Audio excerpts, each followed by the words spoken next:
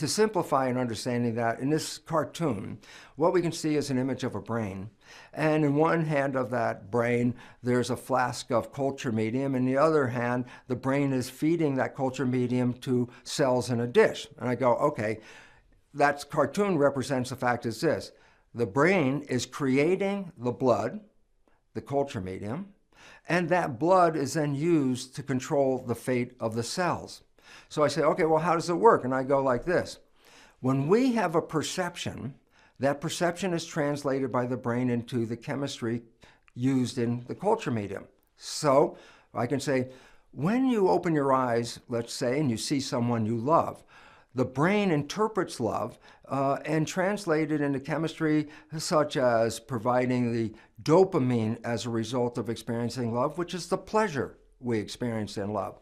In addition, when you're in love, the brain will release oxytocin into the culture medium. And the oxytocin is to bond you to that source of love.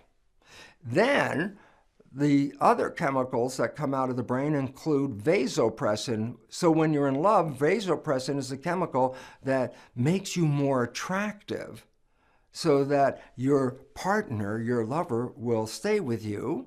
And lastly, brain activity in response to love releases growth hormone. And growth hormone, as the name says, is a chemical that supports the growth and health of the cells in your body. So a simple point is this. When you're in love, the chemistry released by the brain into the culture medium is chemistry that enhances your health, your vitality, and makes you much more attractive in the world in which we live. And this is a wonderful experience and a consequence directly due to the perception of love. But in contrast, if you open your eyes and you see something that scares you, there's a completely different set of chemicals released into the blood. No longer are those vital chemistries such as growth hormone and dopamine released when you see something in your environment that causes you to be afraid.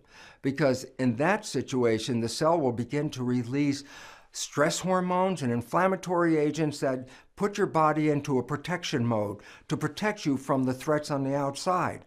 So if you put the chemistry of fear into the culture medium, it alters the expression of the cells. In fact, in a laboratory situation, if I create culture medium and put those stress chemicals into that culture medium and feed my cells, guess what?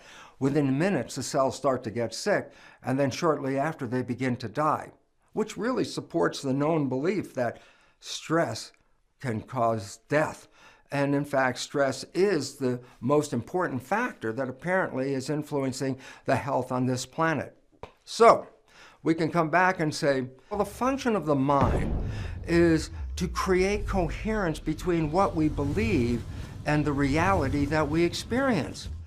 If you believe there's a threat, the signals of threat released into the blood will prepare the cells to engage in a protection response.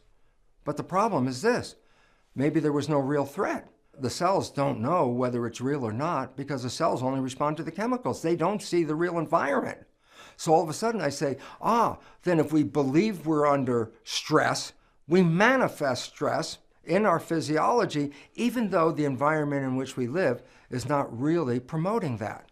So all of a sudden we start to see that our thoughts, whether they're right or they're wrong, are actually changing our biology. Now, this idea of thoughts controlling our life is not new. 2,500 years ago, the Buddha said, what we think, we become.